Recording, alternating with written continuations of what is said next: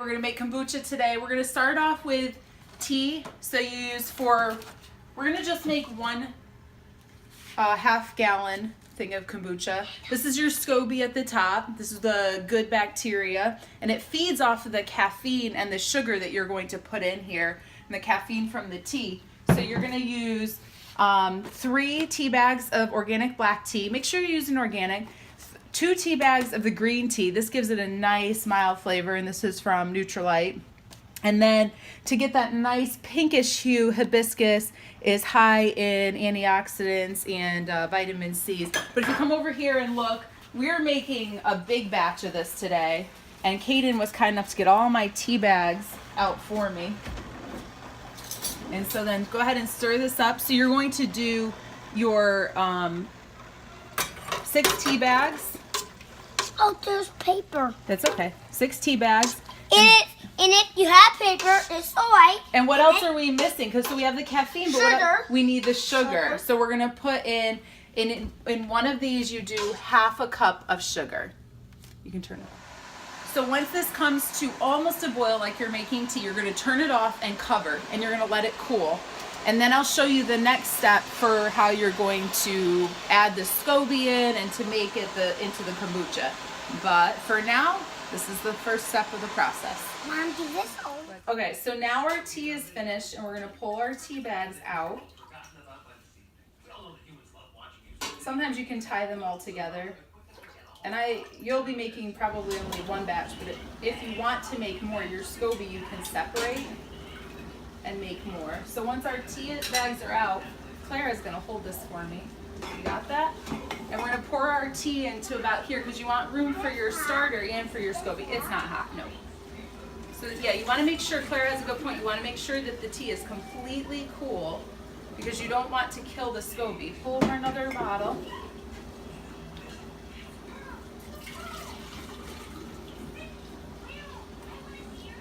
There we go.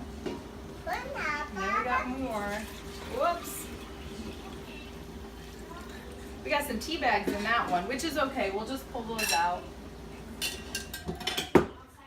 Where'd they go? They're in there somewhere.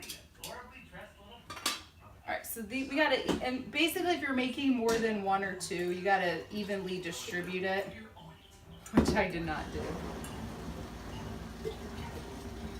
There we go. And then we're gonna take our SCOBY. It's kind of weird and funky looking. Claire says ew. But this looks nice and pretty and good, and we're gonna pour that right in on that one. And then we're gonna take this one. You wanna put this one in? Put that right in there. That's a thick one. And you can see all of these stringy things, those are good. That's all the good bacteria and everything.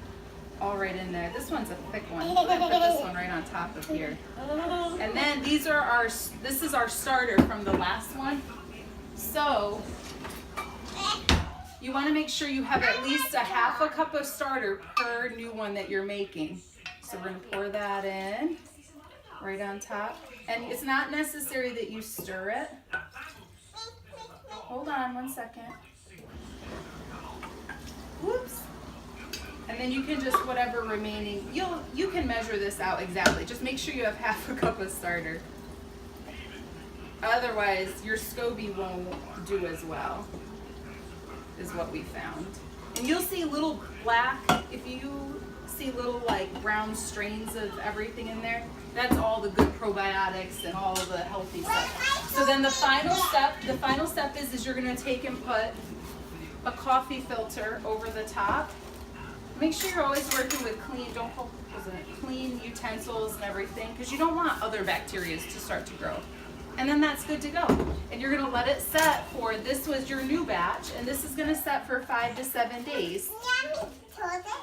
And you want it to be in a temperature of like somewhere around 70 degrees. My house is pretty much always 68 degrees.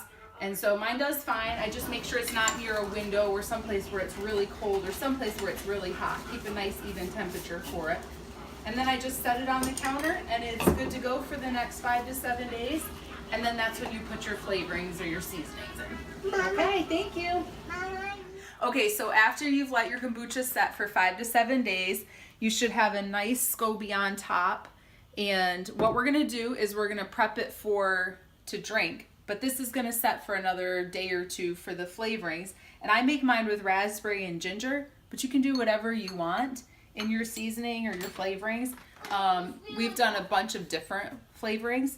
But what you're gonna do is just take like a chunk of organic ginger or whatever you wanna put in that, and just drop that into the container, however much you're gonna be making. These are kind of big chunks, but you can play around with it and see what you like and what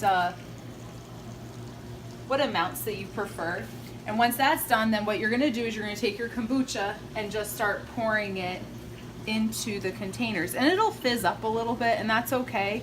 But you wanna leave just a little bit from the top just in case, because remember, the more it sets, it does become somewhat carbonated. And we found that you just pour one bottle at a time, fill them up. You getting this, Caleb? Okay, and I always put a towel down because I do make a big mess when I make stuff in the kitchen, but that's okay. So once your bottles are all filled up,